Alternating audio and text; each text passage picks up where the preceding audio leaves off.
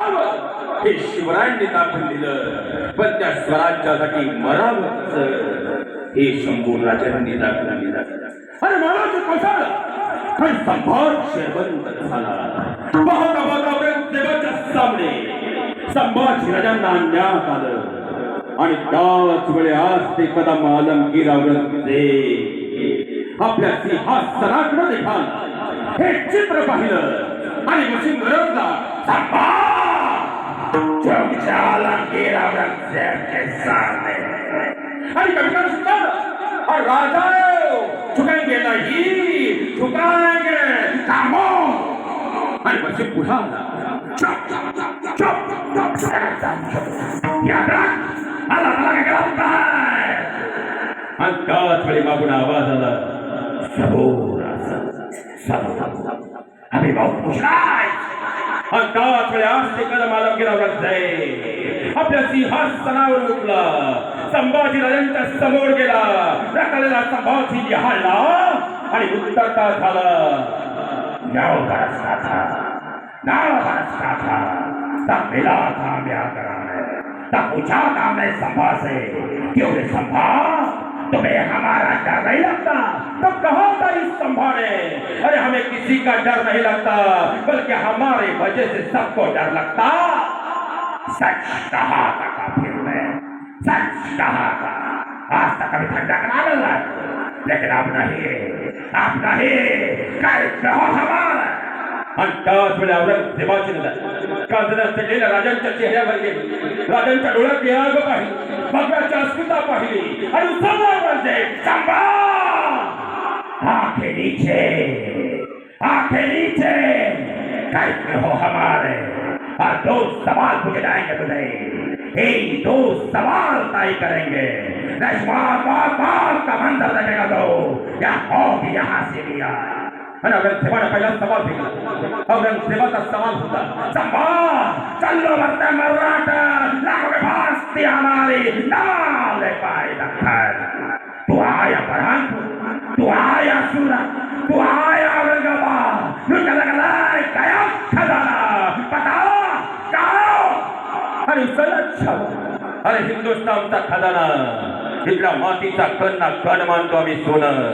तू गिळलास हिंदुस्थान, तू गिळलीस लूट, पण याद रख आम्ही होणार नाही भिकारी, मागणार नाही तुझ्यासारख्याला बोलावून हिंदुस्थान भीक देतो. हे पैसा घेऊ मनगटाच्या बळावर. पण चढला शेवटी उत्तर झाला याद रख संभा उछलने बात करते हो हमारे सामने मगर कहीं पे हो हमारे ऊपर वाले की मेहरबानी हो गई. आणि त्याच वेळेच्या खुदाचे आभार मानायला आली औरंगजेब गुडघ्यावर आला. हे चित्र पाहिलं आणि सकल खडल्या राजांची नजर कवी कशाकडे गेली आणि राजे उत्तर ते झाले. कवीजी आपलं काव्य फार स्फूर्त असताना ऐकून होतो. आपल्या काव्याची उंची आजपर्यंत आम्ही ऐकली होती. पण कवीजी प्रसंग एवढा बाका असतानाही आपलं काव्य आपल्याला स्फुरत नाही. काय म्हणावं आपल्याला. आणि कवीवरच पाहत राहिला मृत्यूच्या गोटात औरंगजेबाच्या दरबारात मृत्यू समोर नाचतोय आणि हा राजा म्हणतोय सुचते काय एखादी कविता. तिथं ही काय कविता ऐकायची बरं. पण राजांचं रक्कल तेजबूक पाहिलं, त्यावरती स्वाभिमानाची आग पाहिली आणि उत्साह खड्या तर कवी कलर राजन का नाही राजन तुम हो साधे खूप लढा हो जंग देख तुम्हारा तेज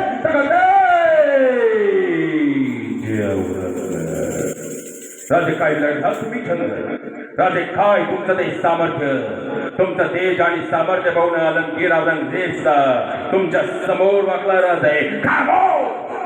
आणि औरंगजेब वाट टाकला. याद रख काय हो हमारे. अब आप ही सवाल पूछूंगा तुझे, एक सवाल तय करेगा. मौत का मंजर देखेगा तू क्या हो यहाँ से रिया. आणि औरंगजेबाने पुढचा सवाल फेकला. औरंगजेबाचा सवाल होता संभा और लाखों के फांसी हमारे चलो मारते मर्राटे. कितनी बार आया फिर भी दिल्ली के गद्दी पे अंगूर खाते पड़ा ना दिला रखा है. क्यों लाखों के पावर होते हुए भी शिकार हार मिली मुझे. क्यों मेरे हसम शामिल थे कहीं तुझे बता कौन कौन से हसम शामिल थे. अरे रक्तासाठी रक्तावर लोटणारी जात पाहिली आमची आई भवानीचे पुते आम्ही झुंजू इथं मळू इथं यादत वाघाचे पतडे जगता सुद्धा वाघासारखे आणि मृत्यू समोर आला तर भारतातही वाघासारखे दाखवला दिसतात आला आणि तरफडला अवगणचे छोटी तरफडलेल्या अवगणचे मला फरमान सोडलं ले जाओ इसे हमारे नजरों के सामने से निकाल दो इसकी आंखें चलाते हैं बेबा काट डाल उसकी जबान इन जबान बोलती बहुत है काट डाल उसके हाथ जहां थाला रास्ते हमारे सामने है काट डाल उसके पैर जैसे बनता है काटे रास्ते हमारे सामने है आणि पाहता पाहता वडबुद्रुक सोलापूरचा वधस्तंभ सजला गेला. ज्या राजानं 33 वर्षाच्या आयुष्यात कधी पराभव पाहिला नाही, त्या राजानं आबासाहेबांना दिलेल्या वचनाचा मान राखण्यासाठी घोड्यावर मान टाकला, त्या राजानं दुसऱ्या वर्षी आईचं निधन पाहूनही खऱ्या अर्थानं आजीच्या विश्वासावर भक्कम अस्मिता जपली, त्या राजानं खऱ्या अर्थानं पराभव समोर दिसत असताना त्या पराभवाला विजयात रूपांतर केलं, त्या वाघालाही फाटण्याचं कसं आपल्या अंतकडाची लावून त्या राजानं वयाच्या 14व्या वर्षी संस्कृतमध्ये बुद्ध भूषणम नावाचा ग्रंथ लिहून काढला आणि त्या राजानं भगव्याच्या